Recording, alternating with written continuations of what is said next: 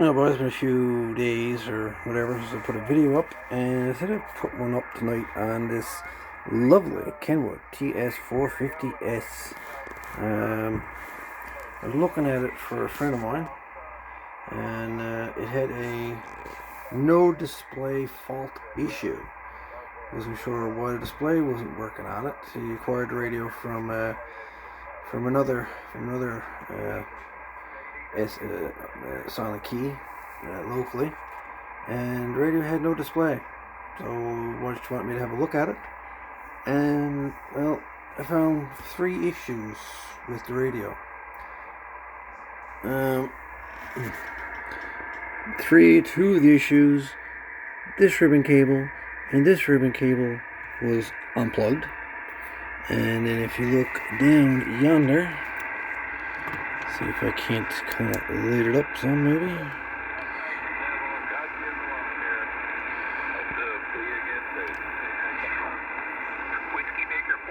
There's another ribbon cable down there, kind of in the center of your screen there, so do green thing. There's another ribbon cable down there. In any event, that ribbon cable, which goes to the main head, the display unit, wasn't even there. It was completely missing from the radio. So I scrap old radio gear, commercial gear, and I had an old Kenwood ribbon cable from a commercial radio I had, and cut up the ribbon cable to fit the one that is missing. And lo and behold, we now have a display back. Everything working on it. She got a bit of a drift issue, which I'm not sure what's up with that.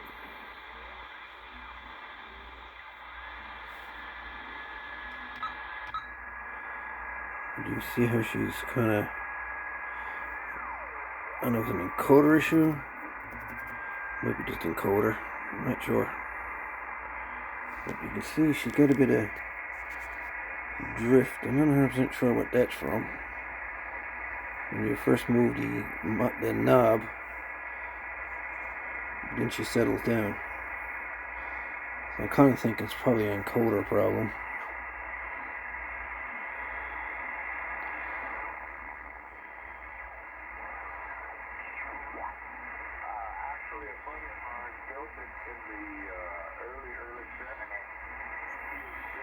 I'm convinced it's an encoder problem.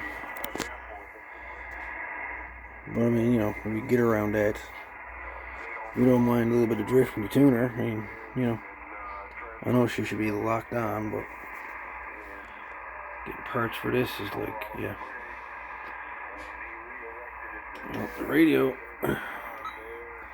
never had no monitor whatsoever, had no receive, nothing. Another thing I found too, the two, let me see.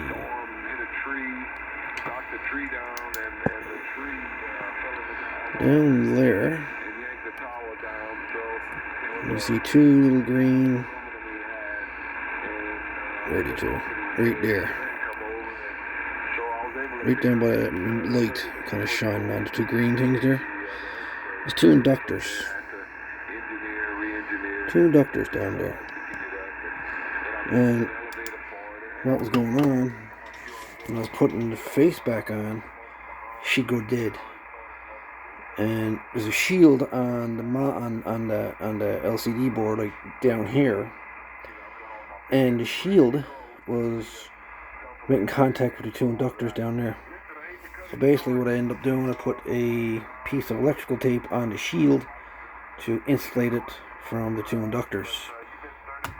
And she is she's good. That solved the issue. In any event, it always pays to keep extra parts. It really do. Even ribbon cables. Anyways, that's my little video update for tonight. I'm going to have another one around now shortly, but just want to show this one. This lovely radio. Kenwood TS-450s. Lovely little radio.